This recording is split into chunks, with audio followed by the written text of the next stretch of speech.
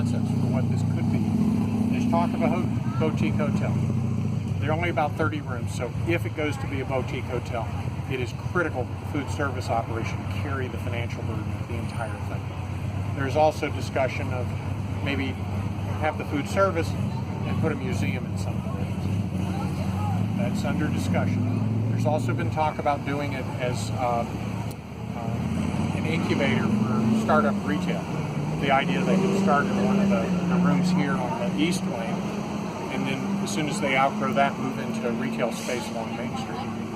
All of that is on the table. All of it is up for discussion. I think the one thing that won't happen is I don't believe the facility will be sold. It's owned by the city. Good. We have entertained ideas of selling it or doing a lease purchase in the past. I think that's off the table at this point. Personally, I think if I were to suggest that we needed to sell it, I wouldn't have to worry about re-election because I'd be lynched before we got to the election. I certainly feel that way. and so do a lot of having done this. so do a lot of other people.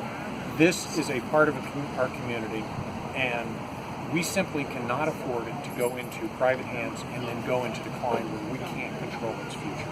It is too critical to the downtown. It is too critical for our community. We're just not going to let it happen. This is a really, really important opportunity. It may well be a once-in-a-lifetime opportunity to remake what Newport Richey looks like, what it is, and what it can be. That's why I'm excited about it. That's why I've been standing out here for the last 7+ hours. That's right. That's right. I had heard that it was a possible B&B. Bed and breakfast would be one of the other alternatives. Like I say, all of that is on the table. The key is let's get the food service operation going downtown. As you go through the tour, you'll get to see the kitchen.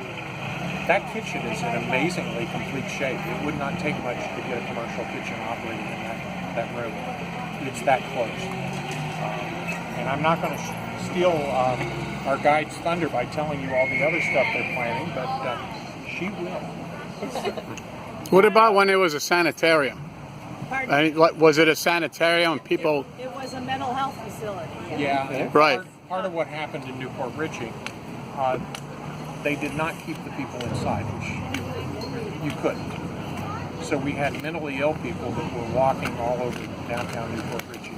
That's That's a good part of what happened. Yeah. If we sell the facility, if we sell the Hacienda, we run the risk of having something like that happen. Mm-hmm. No, that did too much damage to the entire downtown, to the entire city. Is there anything you can do as mayor to alleviate like the flooding, get some funds? Because a lot of residents get flooding from the river and other areas. We have absolutely been working on that, working with FEMA. There are some grants available, and there are a couple areas that are really low, and we are taking a look at those and we're trying to get the repetitive loss buildings either modified so they don't flood again, or bulldozing and building something up higher. I mean, that's ultimately what's got to happen. Wouldn't it be kind of fun if you do put a food service in there, if they could have like a little bar area, like a speakeasy? That'd be interesting. Yeah, Joe sent me. You know, they're all dressed like her. There are all That would be way You cool. might be talking from Isn't that experience, great? I hope. there are all sorts of opportunities. Now, Yeah. one thing that they had in the hotel, which we will not be encouraging, apparently it was used as a housing place for ladies of the evening. No, we don't And have enough of those. no, we are not going to make a bordello out of it. But that being said, we've got a lot of options, we've got a lot of opportunities, and I'm excited about the future of the city. We're going to keep moving forward. Thank you so much. Thank you all. Thank you, Mayor. Nice meeting you, Mayor.